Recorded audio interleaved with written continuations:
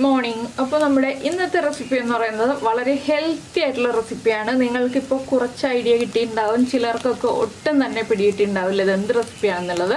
എന്താണെന്ന് വെച്ചാൽ മുരിങ്ങയുടെ പൂവ് കണ്ടിട്ടില്ലാത്ത കുട്ടികളാണെങ്കിൽ നിങ്ങൾക്ക് ഒരു ഐഡിയയും കിട്ടില്ല ഇത് എന്താണ് റെസിപ്പി എന്നുള്ളത്. നമ്മുടെ മുരിങ്ങപ്പൂ മുട്ട തോരനാണ് നമ്മളിന്ന് ഉണ്ടാക്കിയിട്ടുള്ളത്. വളരെ ഹെൽത്തിയാണ് കേട്ടോ ഈ ഒരു റെസിപ്പി.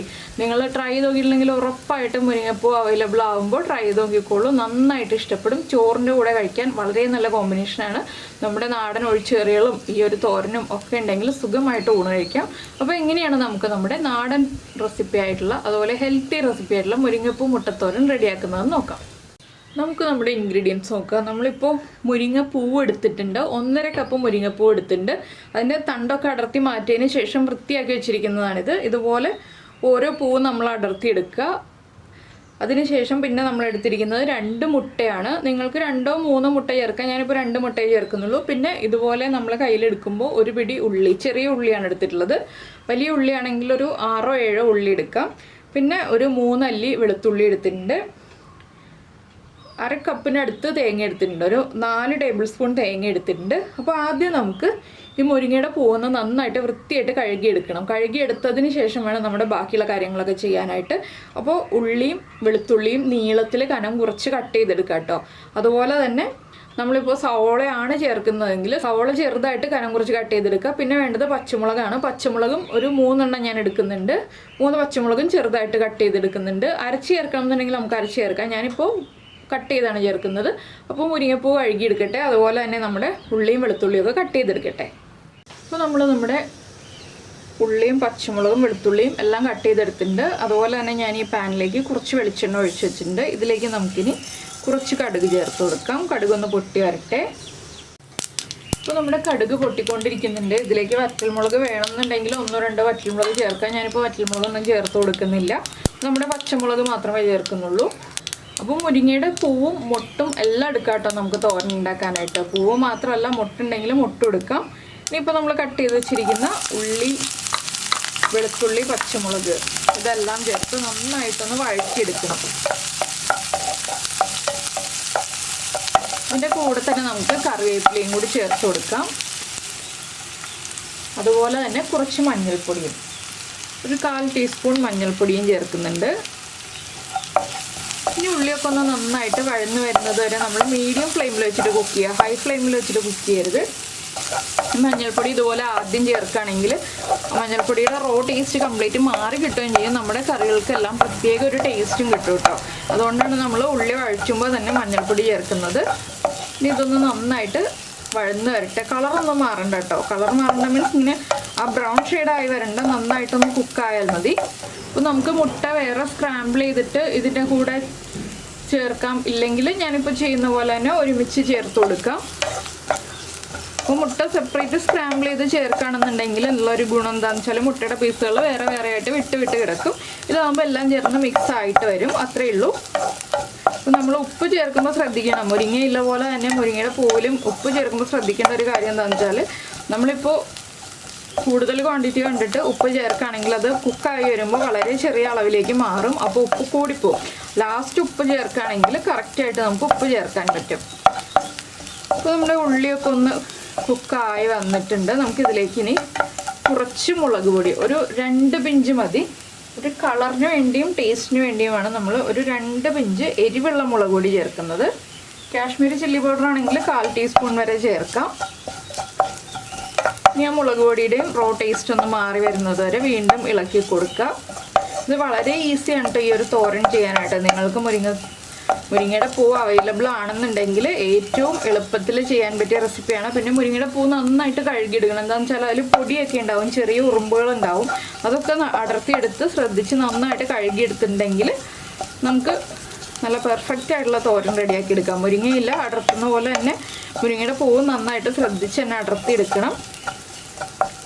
അപ്പോൾ ഇതാ നമ്മുടെ മുളക് പൊടിയും കുക്കായിട്ടുണ്ട്. നമുക്കിനി ഇതിലേക്ക് നമ്മൾ അടർത്തി കഴുകി വൃത്തിയാക്കി വെച്ചിരിക്കുന്ന മുരിങ്ങയുടെ പൂവ് ചേർത്ത് കൊടുക്കാം. ഞാൻ എന്താ ഇതുപോലെയുള്ള മുട്ടുകളും കൂടി എടുത്തിട്ടുണ്ട്. അതാണ് ഞാൻ പറഞ്ഞത് മുരിങ്ങയുടെ മുട്ടും കൂടി ചേർക്കാം എന്നുള്ളത്. ഇനി നമുക്കിത് ഇളക്കി മിക്സ് ചെയ്യാം. അതിന് ശേഷം അടച്ച് വയ്ക്കാം. ചെറിയ ഫ്ലെയിമിൽ വെച്ചിട്ട് വേണം അടച്ച് വയ്ക്കാനും. ഇതിലേക്ക് സവോള ചേർക്കുന്നതിനേക്കാൾ ടേസ്റ്റ് ഉള്ളി ചേർത്തിട്ട് തന്നെ തോരൻ ഉണ്ടാക്കുന്നതാണ് കേട്ടോ. പിന്നെ വെജിറ്റേറിയൻസിനാണെങ്കിൽ നമ്മൾ ജീരകമൊക്കെ അരച്ച് വേറെ രീതിയിലാണ് തോരൻ ഉണ്ടാക്കുന്നത്. മുട്ട ചേർക്കാതെ മുരിങ്ങപ്പൂ മാത്രമായിട്ട് തോരൻ ഉണ്ടാക്കുന്നത്. ഇതിപ്പോൾ മുട്ട ചേർത്തിട്ട് തോരൻ ഉണ്ടാക്കുന്ന രീതിയാണ് ഞാൻ കാണിക്കുന്നത്. മറ്റേതാണെങ്കിൽ ജീരകവും ഉള്ളിയും എല്ലാം ചേർത്ത് ഒന്ന് തോരൻ്റെ പാകത്തിൽ ഒതുക്കിയെടുത്തിട്ട് വേണം നമുക്ക് തോരൻ റെഡിയാക്കിയെടുക്കാൻ. ഇനിയിപ്പോൾ നമുക്കൊരു 2-3 മിനിറ്റ് അടച്ചു വയ്ക്കാം, എല്ലാം ഒരുമിച്ചാക്കിയിട്ട്. ഇപ്പോൾ തന്നെ കണ്ടില്ലേ, നമ്മൾ ചേർക്കുന്നതിനേക്കാൾ മുരിങ്ങയുടെ പൂവിൻ്റെ അളവ് കുറഞ്ഞു വരികയാണ്. ഇനി അതൊരു 2 മിനിറ്റ് ഇവിടെ ഇരിക്കട്ടെ. അപ്പോൾ നമ്മുടെ മുരിങ്ങ പൂ അടച്ചു വെച്ചിട്ട് ഒരു 2 മിനിറ്റ് ആയി. നമുക്കിനി ഒന്ന് തുറന്നതിന് ശേഷം ഇളക്കി കൊടുക്കാം. പൂ കംപ്ലീറ്റ് ആയിട്ട് കുക്കായിട്ടില്ല കേട്ടോ, കുക്കായി തുടങ്ങുന്നേ ഉള്ളൂ. കുറച്ച് സമയം എടുക്കും, ഇലയേക്കാൾ കുറച്ച് ടൈം എടുക്കും പൂ കുക്കായി വരാനായിട്ട്. ഇനി നമുക്കിതിലേക്ക് നമ്മുടെ തേങ്ങ ചേർത്ത് കൊടുക്കാം. തേങ്ങ ചേർത്തിട്ട് വീണ്ടും ഇളക്കി മിക്സ് ചെയ്യുക. ഇപ്പോൾ തേങ്ങ കൂടുതലായിട്ട് തോന്നും, പക്ഷെ മുട്ടയും കൂടി ആയി വരുമ്പോൾ കറക്റ്റ് ആയിക്കോളൂ കേട്ടോ. അതുകൊണ്ടാണ് ഞാൻ ഇത്രയും തേങ്ങ ചേർത്തത്.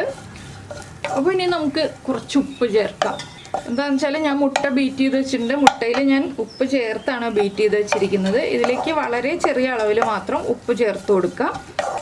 എപ്പോഴും ചെറിയ ഫ്ലെയിമിൽ വെച്ച് തന്നെ കുക്ക് ചെയ്യാൻ ശ്രദ്ധിക്കുക എന്നുള്ളതാണ് മുരിങ്ങ ഇല ആയാലും മുരിങ്ങ പൂവായാലും നമ്മൾ ശ്രദ്ധിക്കേണ്ട ഒരു കാര്യം. അപ്പോൾ ഞാൻ വളരെ ചെറിയൊരളവിൽ ഉപ്പ് ചേർക്കുന്നുണ്ട്. ഇനി ഉപ്പും കൂടി ചേർത്ത് നന്നായിട്ട് ഇളക്കി മിക്സ് ചെയ്തതിന് ശേഷം നമ്മൾ എന്താ ചെയ്യാൻ പോകുന്നതെന്ന് വെച്ചിട്ടുണ്ടെങ്കിൽ ഇതിൻ്റെ നടുഭാഗത്ത് ഒരു ചെറിയ സ്പേസ് ഉണ്ടാക്കുക.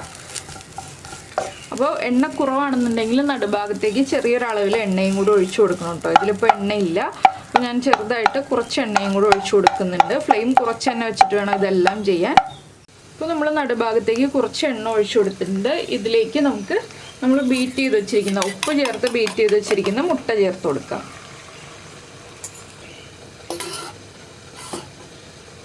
ഇനി ഒന്ന് അടച്ചു വയ്ക്കുക. ചെറുതായിട്ട് മുട്ടയൊന്ന് കുക്കായി തുടങ്ങുമ്പോൾ നമുക്ക് ഇളക്കി മിക്സ് ചെയ്തെടുക്കാം. ഇപ്പോൾ തന്നെ ഇളക്കി മിക്സ് ചെയ്യേണ്ട, മുട്ടയൊന്ന് കുക്കായി വരട്ടെ.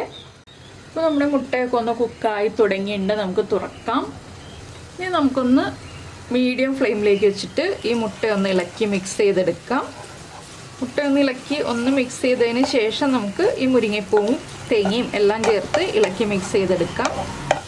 കണ്ടോ, നല്ലൊരു അടിപൊളി നാടൻ തോരൻ റെഡിയായി വരുന്നുണ്ട്. വളരെ ഹെൽത്തിയാണ്. മുട്ടയും മുരിങ്ങയുടെ പൂവും എല്ലാം കൂടി ആകുമ്പോൾ എല്ലാം ഹെൽത്തി ആയിട്ടുള്ള കാര്യങ്ങളാണ് നമ്മളിതിൽ ചേർത്തിട്ടുള്ളത്. അപ്പോൾ എല്ലാവരും ഈ ഒരു റെസിപ്പി ഇതുപോലെ ഉണ്ടാക്കി നോക്കിയിട്ടില്ലെങ്കിൽ ഒന്ന് ട്രൈ ചെയ്ത് നോക്കിക്കോളൂ കേട്ടോ. നിങ്ങൾക്ക് മുരിങ്ങയുടെ പൂവ് അവൈലബിൾ ആണെന്നുണ്ടെങ്കിൽ കുറച്ച് മുരിങ്ങയുടെ പൂവൊക്കെ എടുത്തിട്ട് ഇതുപോലൊരു തോരനൊക്കെ ഉണ്ടാക്കി ചോറിൻ്റെ കൂടെ ചേർത്ത് കഴിച്ചിട്ട് എങ്ങനെയുണ്ട്, ഇഷ്ടമായോ ഇഷ്ടമായില്ലേ എന്നുള്ള അഭിപ്രായങ്ങളൊക്കെ നമ്മുടെ വീഡിയോയുടെ താഴെ ഒന്ന് കമൻറ്റ് ചെയ്യണേ. അതുപോലെ തന്നെ ഇഷ്ടപ്പെട്ട റെസിപ്പി ആണെങ്കിൽ ഒന്ന് ലൈക്ക് ചെയ്തും കൂടി വിട്ടേക്കണേ. നമ്മളിതുപോലെ ഒന്ന് ഇളക്കി കൊടുക്കുമ്പോൾ വലിയ പീസുകളുണ്ടെങ്കിൽ ചെറുതായിട്ടൊന്ന് കട്ട് ചെയ്തെടുക്കണം. അപ്പോഴാണ് നമുക്ക് കഴിക്കുമ്പോൾ ഒരു വലിയ പീസുകൾ കഴിക്കുന്നതിനേക്കാൾ ടേസ്റ്റും ഒക്കെ ഉണ്ടാവുന്നത്. ചെറിയ പീസുകൾ കഴിക്കാനായിരിക്കും കൂടുതൽ ടേസ്റ്റ്. ഇനിയിപ്പോൾ നമുക്ക് തുറന്ന് വെച്ചിട്ട് മീഡിയം ഫ്ലെയിമിൽ വെച്ചിട്ട് ഒന്ന് ഡ്രൈ ആക്കി എടുക്കാം.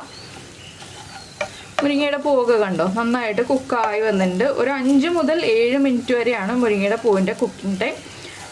അപ്പോൾ എല്ലാവരും ഈ ഒരു റെസിപ്പി ട്രൈ ചെയ്ത് നോക്കുമെന്ന് വിചാരിക്കുന്നു. പിന്നെ നമ്മുടെ ചാനൽ ആദ്യമായിട്ട് കാണുകയാണെങ്കിൽ നമ്മുടെ വീഡിയോ പ്രസൻറ്റ് ചെയ്യുന്ന രീതിയൊക്കെ ഇഷ്ടമായിരുന്നുണ്ടെങ്കിൽ നമ്മുടെ ചാനലൊന്ന് സബ്സ്ക്രൈബ് ചെയ്ത് സപ്പോർട്ട് ചെയ്യണേ. സബ്സ്ക്രൈബ് ചെയ്യുന്നതിന് ഈ വീഡിയോയുടെ താഴെയുള്ള റെഡ് സബ്സ്ക്രൈബ് ബട്ടൺ ഒന്ന് ക്ലിക്ക് ചെയ്യുക. അതിൻ്റെ റൈറ്റ് സൈഡിലുള്ള ബെല്ലൈക്കണം ക്ലിക്ക് ചെയ്യുക. അപ്പോൾ ഓളെന്ന് പറഞ്ഞിട്ടൊരു ഓപ്ഷൻ കാണാം. ആ ഓളും കൂടി പ്രസ് ചെയ്തിട്ടുണ്ടെങ്കിൽ ഞാൻ എപ്പോഴും വീഡിയോ അപ്ലോഡ് ചെയ്യുമ്പോൾ നിങ്ങൾക്ക് നോട്ടിഫിക്കേഷൻ വരും. ഇത് ഇതുപോലെ ഒന്ന് സ്പ്രെഡ് ചെയ്തിട്ട് കൊടുക്കുക. ഒരു 2-3 സെക്കൻഡ് കഴിയുമ്പോൾ വീണ്ടും ഒന്ന് തിരിച്ച് ഇളക്കി മിക്സ് ചെയ്തെടുക്കുക. ഇനി ഉപ്പ് ചെക്ക് ചെയ്യുക. ഉപ്പ് കുറവായിരിക്കും, ഉപ്പ് ആഡ് ചെയ്ത് കൊടുക്കുക. എരിവ് കുറവാണെങ്കിൽ നിങ്ങൾക്ക് 1-2 പച്ചമുളക് ചെറുതായിട്ട് കട്ട് ചെയ്ത് ചേർക്കാം. എരിവൊക്കെ ആവശ്യത്തിന് ഉണ്ടാവും. അപ്പോൾ കുറവാണെങ്കിലുള്ള കാര്യം പറഞ്ഞു എന്നേ ഉള്ളൂ. അപ്പോൾ എന്തായാലും എല്ലാവരും ട്രൈ ചെയ്ത് നോക്കുമെന്ന് വിചാരിക്കുന്നു. നമുക്ക് നമ്മുടെ അടുത്ത റെസിപ്പിയുമായിട്ട് നാളെ കാണാം.